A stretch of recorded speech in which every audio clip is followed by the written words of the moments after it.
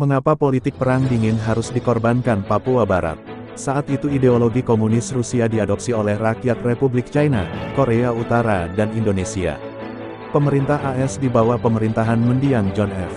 Kennedy khawatir komunis akan menguasai Pasifik Selatan. Karena mungkin saja Indonesia menganut paham komunisme anti-kapitalisme di mana Amerika Serikat sebagai superpower dan payung di Pasifik. Oleh karena itu AS kembali Indonesia menekan Belanda dalam hal negosiasi dan konsultasi sepihak pada tanggal 5 Agustus tahun 1961 Perjanjian New York yang memaksa penarikan Belanda dari Papua Barat bekas koloni Belanda pada tahun 1963.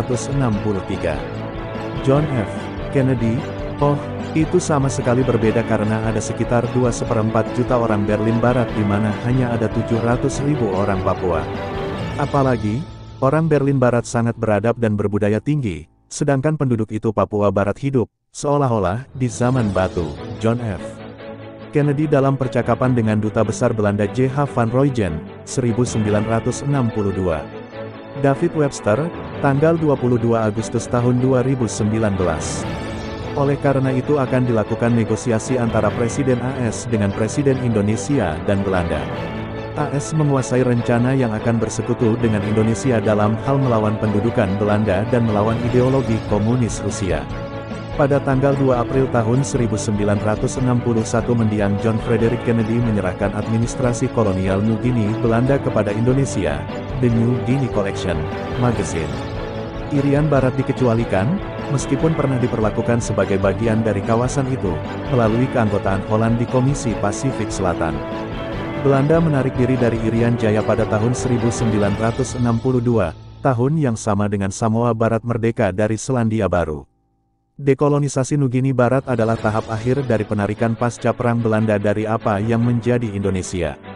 Peter Larmor, 1984. Ketika AS dan Indonesia secara sepihak berencana untuk menduduki wilayah Papua dengan menggunakan kekuatan militer Indonesia ke bekas jajahan Belanda sebagai status teritorial, belum menegaskan apakah asosiasi bebas, integrasi atau independen dari kerajaan Belanda.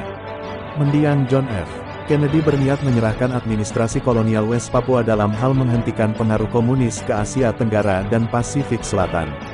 Tindakan mendiang Presiden Kennedy yang mengorbankan tanah dan wilayah Papua Barat demi tumbuhnya anti-komunisme di Indonesia. Selain rencana sepihak tentu di luar rencana PBB tapi soal kampanye sepihak AS dan Indonesia anti-Belanda maka Indonesia harus menyerbu wilayah tersebut. Keputusan sepihak AS dan Indonesia untuk mengakhiri Perang Dunia III mungkin melawan komunis Rusia.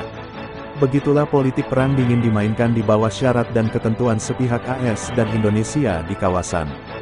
Di sisi lain, kebijakan luar negeri AS berbeda dengan kekuatan kolonial lainnya seperti Australia, Inggris, Prancis, dan Belanda.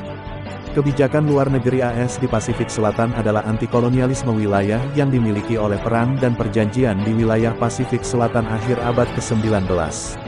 Kebijakan luar negeri pemerintah AS ke Pasifik Selatan untuk memiliki koloni membuat perjanjian dengan pulau-pulau yang kemudian disebut sebagai wilayah perwalian AS di kawasan Pasifik Selatan. AS tidak bisa mendukung Belanda melakukan perang melawan Indonesia.